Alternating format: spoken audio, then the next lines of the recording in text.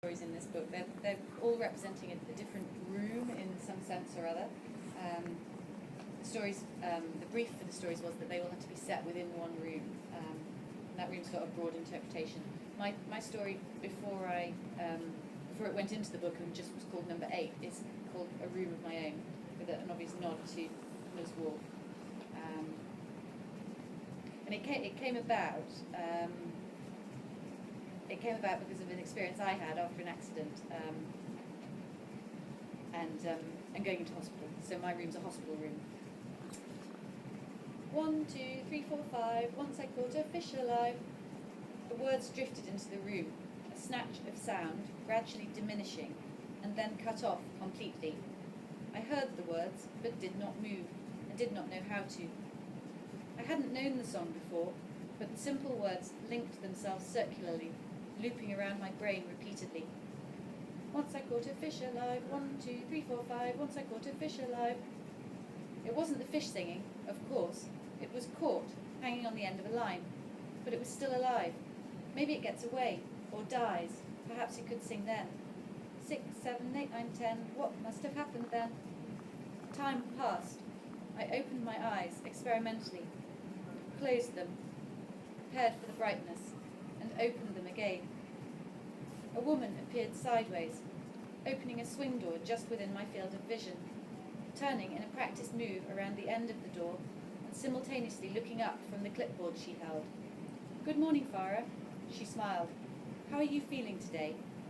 There was no answer. I could see she hadn't expected me to offer one. I kept my eyes on her. I could not smile. "It's great that you're awake today.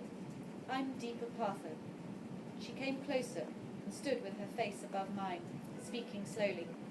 She had dark skin, like me, with long black hair tied into a ponytail. "You've been unconscious for a day. You're in Mildenhall Hospital. We're a specialised unit for the treatment of burns.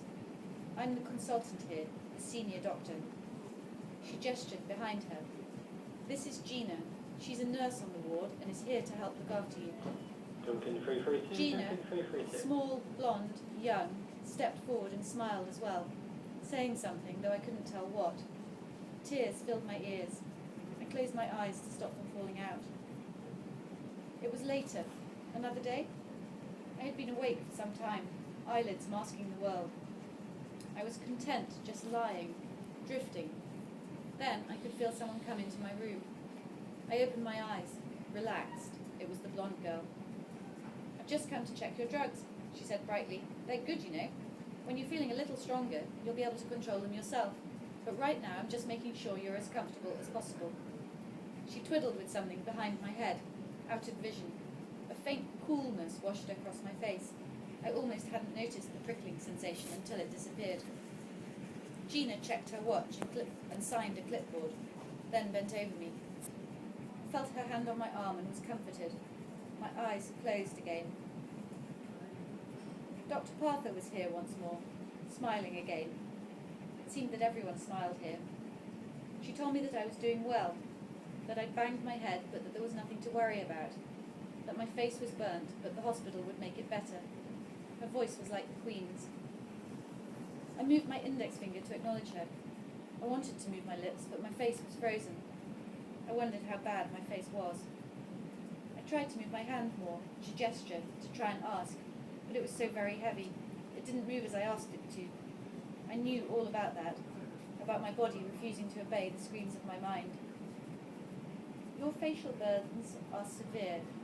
She was picking her words carefully, as precisely as her diction. "You do not have a great deal of skin left on your face at the moment, but skin is an amazing thing. It will heal. In time, the scars will not be noticeable. You'll be beautiful again. Don't you worry." "But you don't know," I thought. "You don't know if I was beautiful before. Perhaps she thinks that everyone is beautiful, that everyone is lovely." The doctor hesitated, seemed about to say something, then, "Your head may be a little sore where you banged it, but in a day or so that'll be back to normal. I'll see you again tomorrow. We'll have longer to talk then. Keep sleeping and resting in the meantime. You're doing well." I lay back and closed my eyes. It was justified, I'd been told to. Daydreams, dreams came quickly and I sank into them. I was running with Zeb through the trees. They were so green and the ground underfoot was spongy, forgiving. I could hear my shrieks, him calling me, speaking in our language, telling me he'd catch me. Zeb was older, he always called me, but I didn't mind. Often he and our cousins chased me away, were not keen on a girl hanging around. I'd crouch on my heels, watching, hoping I could join them. I grew out of it, of course, when I was older, when Zeb sought my company and we became best friends. It was unusual for there only to be two of us. It made us feel special, that it was us against the rest of the clan. Our mum had died having me, and Zeb could remember her. She was a smell to him, and a feeling of being in her arms. When I was very little, I used to get Zeb to hold me, to try and pretend, but it didn't work, however hard I tried to imagine her. Our aunties took us in. I'll stop there. Feels like